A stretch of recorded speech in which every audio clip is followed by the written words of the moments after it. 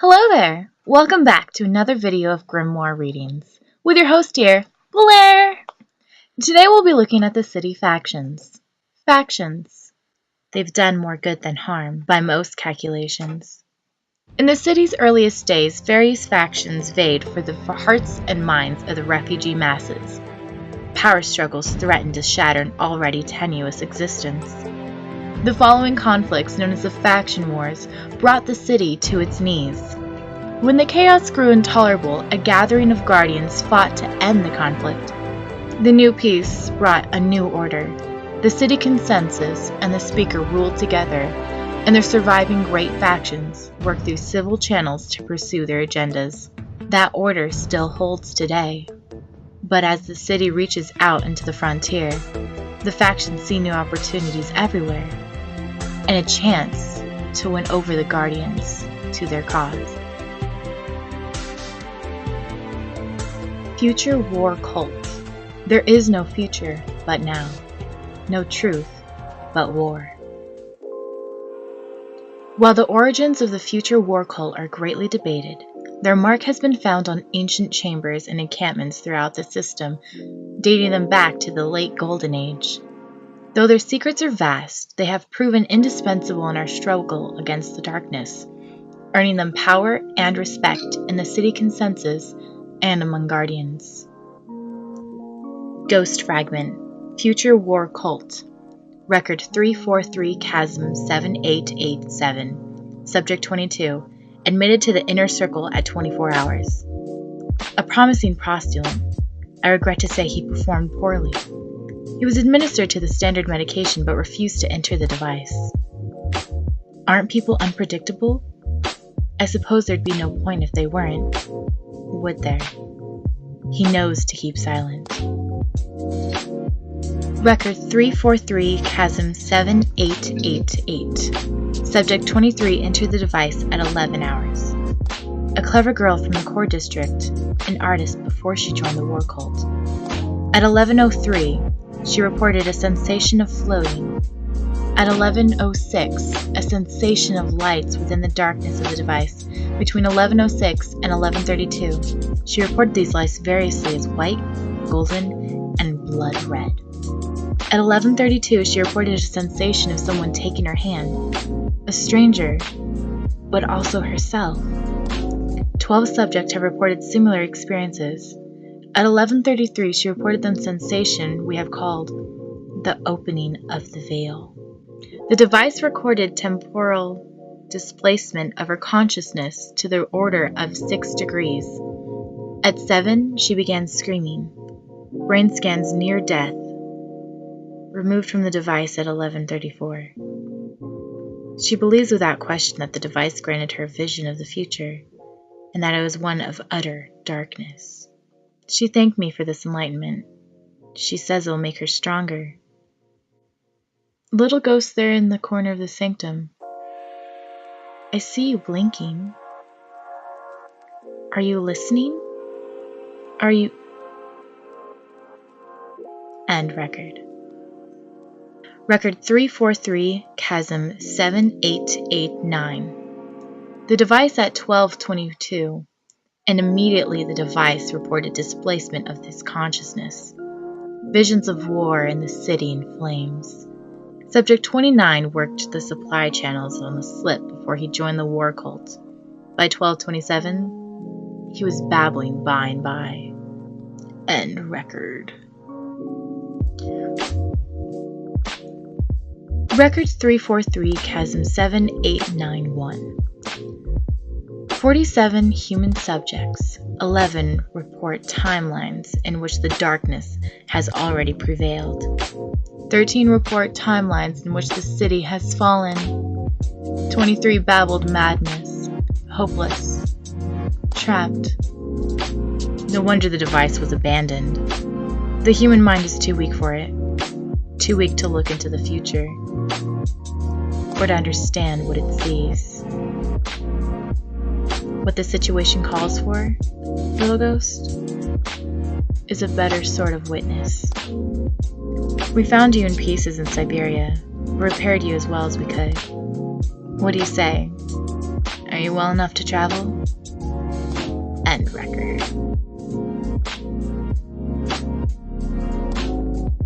Dead orbit. The traveler is not our only salvation. Another future lies out there among the light of the other stars. Dead orbit's theology has developed from more mere fatalism into an obsession with worlds beyond Earth. Now their focus is on the building of a star-faring fleet cobbled together from the ashes of our past and the spoils of war. Ghost Fragment, Dead Orbit. Record 978, Eclipse 4165. Hello? Hello? Are you... Oh, please, let it be alive. Wake up, little ghost. Wake up. Just please, give me that sign that you're listening. All right. I know you're listening. Why would you be out here if you weren't here too? It's a miracle I found you out here. On this thing. I didn't know the traveler sent its ghost out this far from home. Poor little lost thing. Please, wake up. I am in a rock of dead orbit. I'm the last crew of the Sophia. And this place it doesn't have a name. We called it A113. How long have you been here, little ghost? Why did you come? Listen, we came here on behalf of the fleet. We were scavengers. 61 days ago, a dead orbit scout detected an unknown presence in stationary orbit about Ceres. 133 West. Looked Golden Age by the signatures. Human. A small station. No prior records. I suppose we should have disclosed it to the tower. But we didn't. I didn't. That was my call. We wanted it for ourselves. Whatever it was. For the fleet. If we told the tower, maybe they might have sent a guardian, not of our making instead. Doesn't matter now, does it, little one? If I ramble, it's because I haven't slept in 7 days. 7.5 days ago, that was when the Sophia dropped into the belt. They saw us at once. We dropped and the alarms went off, and that was the end. That was the end right then. But they let us go on for another 7.5 days, didn't they? The alarms. A hostile scan. Detected.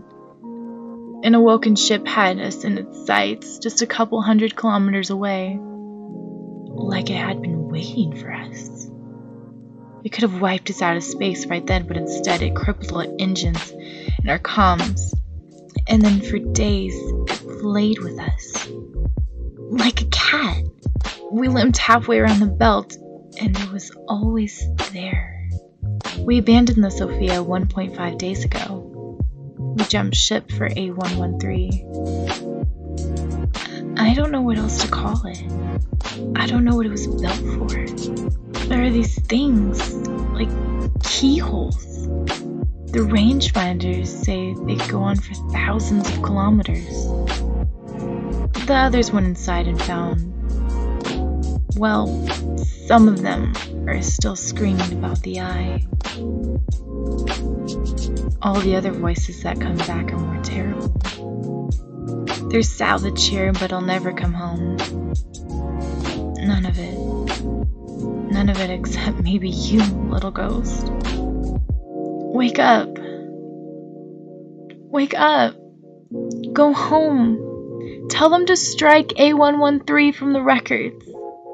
Tell them to forget the Sophia and the mission and her crew. New monarchy. Hope will be born from the collective triumphs of the king in us all.